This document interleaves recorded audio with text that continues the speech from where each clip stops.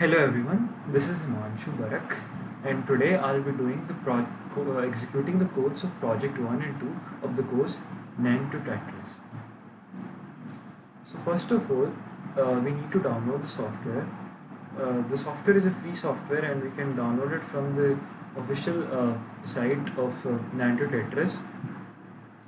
After downloading the software, you will come across interface similar to this. In the tools, we have the hardware simulator, which will be executing all our codes or simulating all our codes. And in the project is where we'll be storing our codes. So these are the codes for project 1. Now you may see that there are for the same code, there are 4 files with different extensions. One by one, I'll explain all 4 of them to you. So first of all, we'll go with the main file, which has the extension .htl. So I'll open it. So this is the file which contains our code for our chip. So this is the code for our AND logic gate, and we've implemented it using 2 NAND gates. So this is our code file, and this test file is basically the files which contains all our input combination that need to be tested for our code. And the output file is the file which will be storing our output, and the compare file is the file provided by the NAND2TETRIS software which contains the correct output for all the codes and the logic gates. So once we have executed our code, we can compare our output file with the compare file. If both of them are same, that means that our code has executed correctly. We'll see all of these in action very soon. So let's discuss first what we're going to execute in project 1. So these are the 15 codes that we will be executing in project 1. So we'll start with AND gate. So this is the implementation of AND gate using 2 NAND gates. So what is an AND gate, you may ask? So an AND gate is an electronic circuit which gives a high input which gives a high output when both of its input are high. In any other case, its output is 0. Now let's simulate its code. We go to tools, we start the simulator. So now this is the simulator. First let me explain what the different functionalities of the different buttons shown here. So this is used to load our code into the simulator. So we'll load the code for AND gate. So now our code is loaded into a simulator. We cannot edit our code in the simulator. Now we can run our code using manually inputting the input combination. So I've given 1 0 as the first combination. I'll test the output. The output is 0, and if you see the truth table of AND gate, it's correct. 1 0 gives 0. Now we can other one is like 1 1, evaluate it gives 1. So now for AND gate there are only 4 input combination, so that is very easy to manually check all 4 of them. But as our code complexity increases, this method of manually inputting all the various combinations which you need to test becomes very hectic. So this is where the test file comes into the picture. You can simply load the test file. It's provided by the software NAND2TETRIS itself, and in this we can see all our combinations 0 0 0 1 1 0 1 1. So the script file or test file will test all these inputs against our code, and will give us with the output file. So we can execute this file one step at a time using this, or we can execute it the whole file in once by using this. We'll be using this as this is more efficient. So as you see, you can also see the input values and the output they are giving when the file is being executed. So our execution has been complete. Let's check out the output file. So this is the output given by our code, and now if you verify it against our truth table, it's same. So this is correct. We can also verify it against our compare file, which you will soon see is more efficient. And so the compare file and output file are same. There's no change. That means our output for AND gate is correct. So next up, we have our OR gate. So this is the implementation of OR gate using NAND gates. So OR gate basically gives zero output only when both of its input are zero. In all the other cases, it will give a high or one output. So let's execute OR. Okay. So we first step is to load the chip. In this case, test file is OR. So we load it, and now we load the script file, the test file for OR. Okay. Now we execute. So it's executing for all these combinations.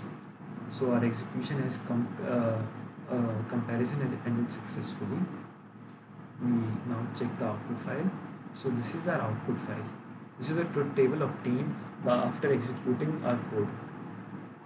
So when you compare it with the correct output, there's no change. So that means our OR logic gate is working perfectly fine.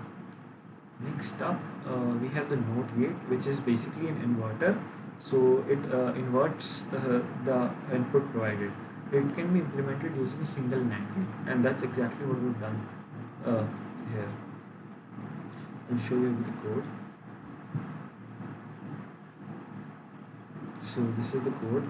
We implemented using one NAND gate, and we load the script file.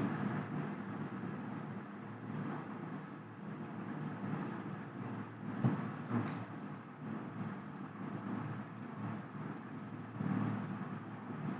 So this is the output file, and we don't even need to check the compare file. It's just two output, 0 changes to 1 changes to 0. So it's also working perfectly fine. So next up, we have XOR gate. So this is the implementation of XOR gate using NOT gates, 2 AND gates, and 1 OR gate. So this is the truth table for XOR gate. So XOR gate basically gives high or 1 output when the number of high inputs is odd. In this case, the number of high input is 1, which is odd. Same 1 high input, so it is also odd. In this case, there are 2 higher inputs, so which is even. So the output will be 0. So now let's simulate our XOR gate.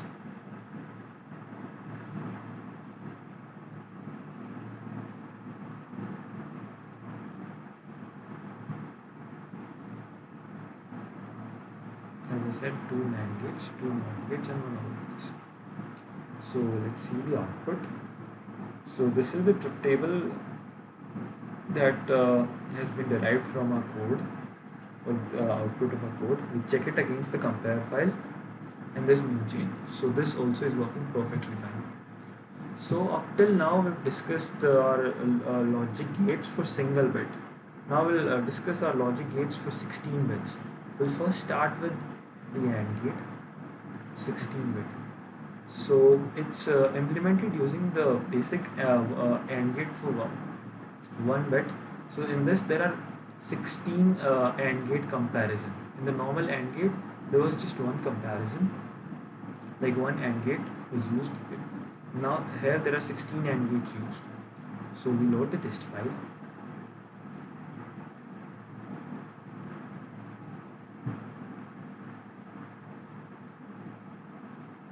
So for various inputs the output is given, and we see the output.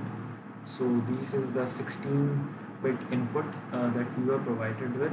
We've done the AND comparison for each of the 16 bits, and this is the output that we're getting.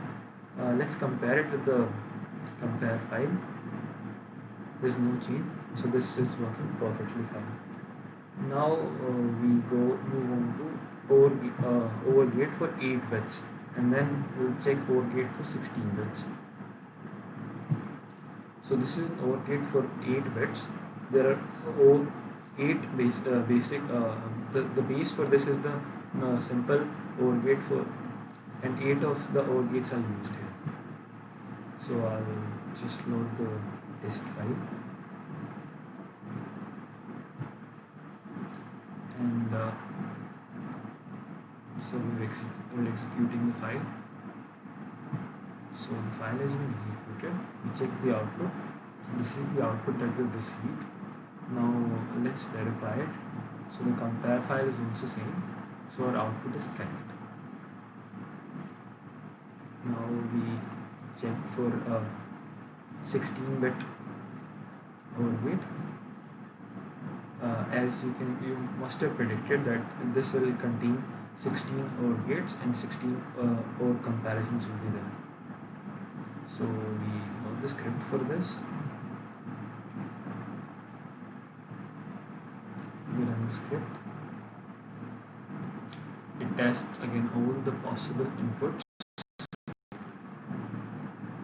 and we check the output. So after comparing these two 16 bits, this is the output we received. Let's verify the output if it's right or wrong. So there's no change. So again our output has been verified. So this is also working perfectly fine. Now the last of this basic logic gates is 16-bit NOT gate. As predicted, 16 NOT gates are being used for its implementation. One input is provided. Okay, so we load the test file. We run the code.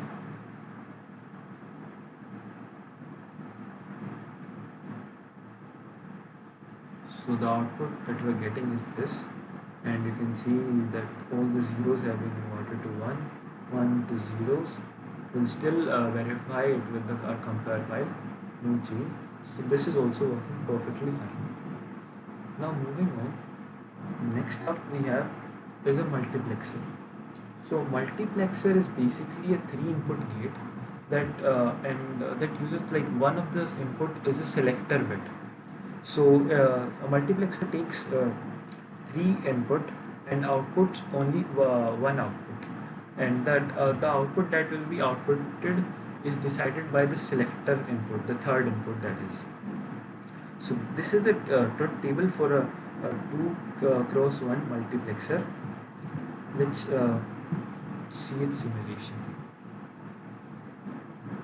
So here is our code for multiplexer.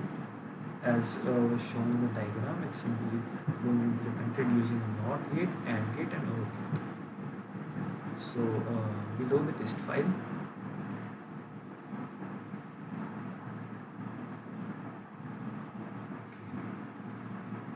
so now this is testing it against all the possible input combinations. Okay, our code has been executed. Let's check the output. So this is the truth table that we received.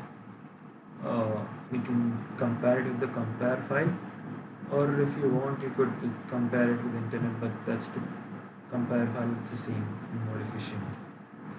Now next up we have is a demultiplexer. So a demultiplexer is basically the opposite of a multiplexer. What the multiplexer was doing was, it was taking 2 inputs and third input for choosing which one output it will give. Now in the demultiplexer, one input is given and one selection input is also given, and it will give 2 outputs. So basically it's the opposite of multiplexer. This is the truth table for a demultiplexer. Now let's see its simulation. We load the demultiplexer chip. Okay. Let's load the test file for the demultiplexer. Now let's run it. As was shown in the figure, the demultiplexer is implemented using NOT and 2 AND gates. So our program has run. Let's check the output. So this is the output that we received. We gave one input and one selection input, and we are getting 2 outputs. Let's verify it with the compare file. There's no change. So our output is correct and our demultiplexer code is working perfectly fine. Now there are a lot of variation in multiplexer and demultiplexer. We'll be testing all of these. First up, we have is a 16-bit multiplexer. Okay, there it is. Let's load the test file for this. Same.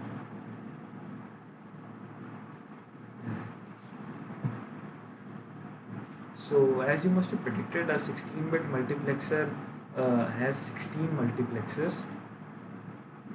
It's a combination of 16 multiplexers. So now our code is executed. Let's check the output file. So this is the output that is received for a 16-bit multiplexer. Let's verify it with the compare file to check whether our output is correct or not. So we check the compare file, both of them are same. So our 16-bit multiplexer is working perfectly fine. Next up, we check a multiplexer 4x16.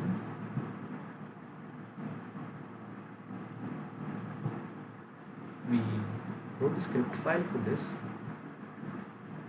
So this is basically, for this the base pins are 3 16-bit multiplexers, and the input for this are, there will be 4 inputs for this and 1 output, as it is a multiplexer. So our output has been generated.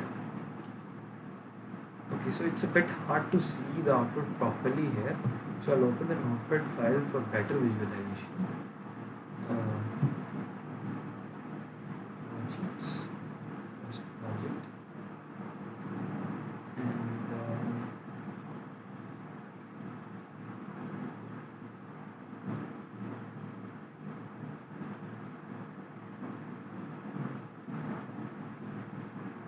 there it is. This is the output file for next, and let's check the compare file. So this is the compare file. This is the output file.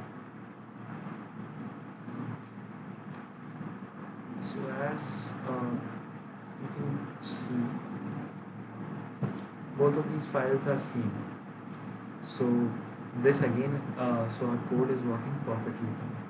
Now let's move on to the next code, that is for mux 8 base 16. So in this code, we're using 2 mux 4 base 16, which we did in the previous code, and a 16-bit mux. This is our implementations, and we'll have 8 inputs for this. Let's load our script file.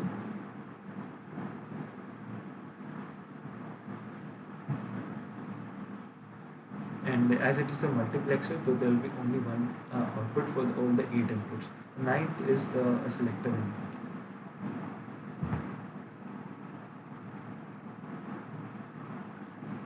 I'm sorry, like this is 7 input, and 8th is a selection input. So now the output is generated. Again, it's a bit not properly visible, so I'll again open it. The notepad file I'll open, and so there it is, the notepad file for the output and the compare. So first see, this is the output file, and now check it. Okay. So as you can see, both of these are same. So this is also working perfectly fine. So now next up, we check for demultiplexer. We check for demultiplexer 4-way, demux 4-way. So here is the code. We load the code. In this, there will be 1 input and 4 outputs. We're implementing it using 3 simple demultiplexer that we executed a while ago. Now let me load the script file for this.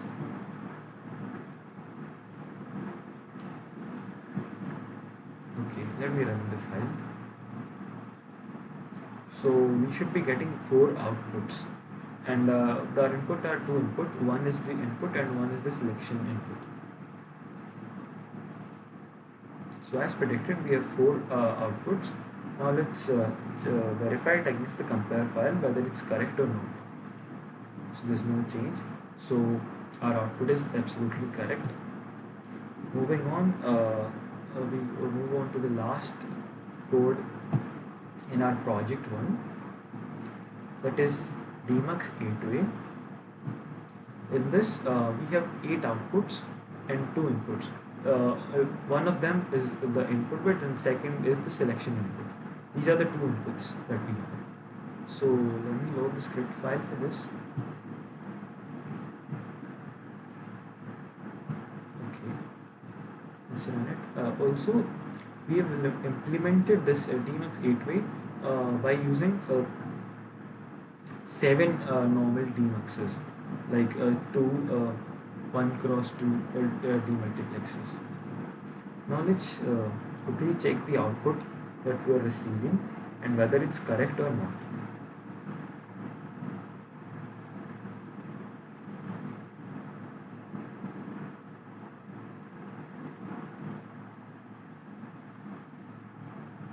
So our output file is generated. Let's see. So this is our output file, and now let's verify it against our compare file to check whether it's correct output or not. Also, you'll see that these are the 2 inputs and these are the 8 outputs that we've received. So this is our compare file. There's no change, so that means our code is working perfectly fine. With that, we come to an end of project 1, and now we move on to project 2. So in project 2, we'll be executing these 5 codes. We'll be starting with half header. So what is a half header, you may ask? So like it's basically used for adding 2 single bit numbers. It contains 2 input and also contains 2 output. One is the sum and the other one is the carry. So this is the truth table for a half adder circuit. Now let's execute the code for half adder. Load shift. This time it's not project 1. Our code is in 2 because this is a code from project 2. So this is the half ladder. As it is shown in the figure, it's implemented using an XOR and AND gate. This is the XOR gate and this is the AND gate. The XOR gate takes care of the sum bit and the AND gate takes care of the carry bit. So let's load the test file for this. Here's the test file. These are the various input combinations, as you must be familiar with them already. So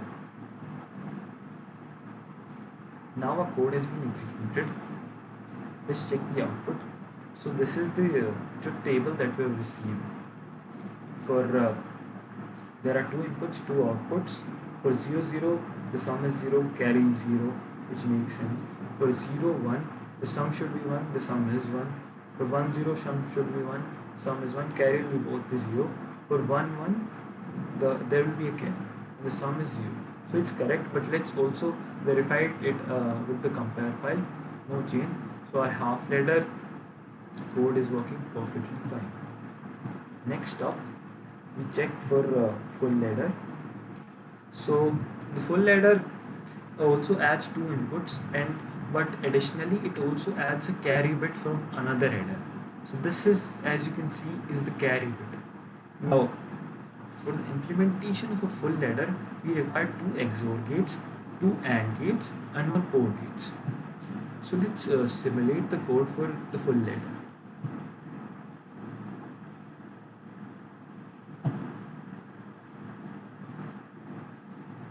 So this is the code for full ladder. In this case, we have implemented it using 2 half adders and an OR gate, which is the same as this.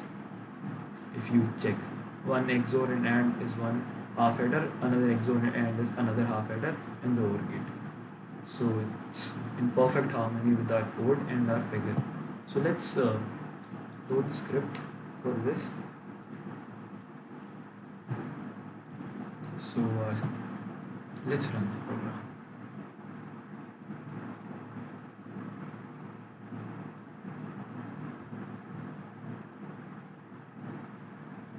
So our output file has been generated. Let's check the output. So this is the output that has been generated for full adder. And full adder, as I mentioned earlier, there will be 3 inputs and 2 outputs. One is the sum bit and the other one is the carry output.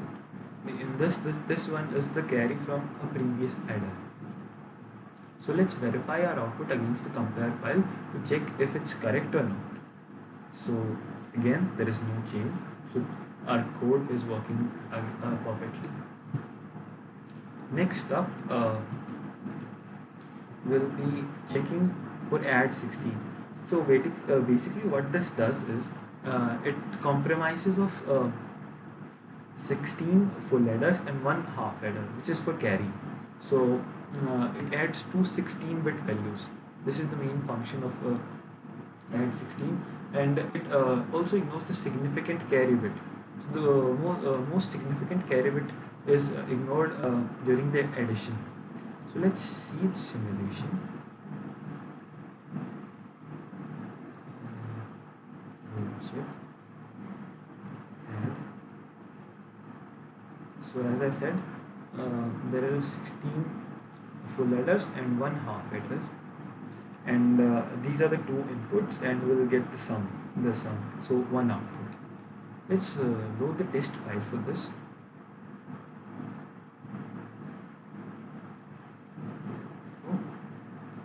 Let's run our program.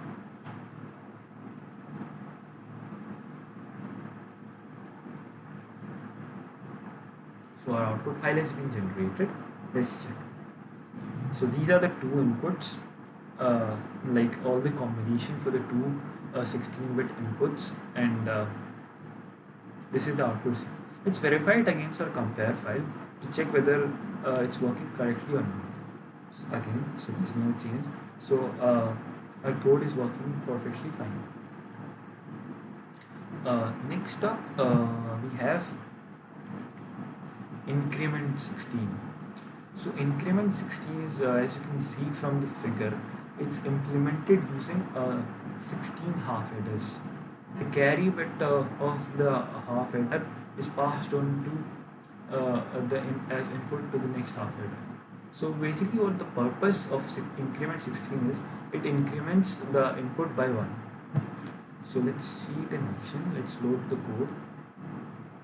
Increment 16. So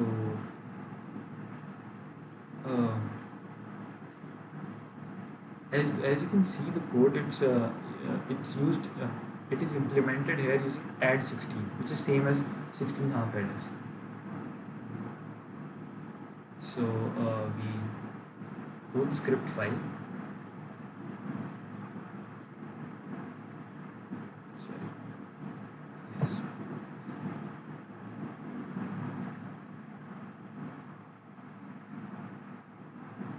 So the output file has been generated. Let's check it. So this is the output file. As you can see, 1 is added to this input, 1 is added here. So 1 1 1 1 1 it becomes 0 0, and 1 is added here. So it's working perfectly fine. But let's check it, verify it with the compare file. No change. So our code is working correctly. Next up is we have ALU, arithmetic logical unit. Let's see its circuit diagram. So the circuit diagram compromises of AND gate, OR gates, multiplexers. So it's a very complex circuit diagram, as it performs computes one of the following functions. So for that we need this circuit diagram. So let's see. Let's load the test file for this. Now we run the test file.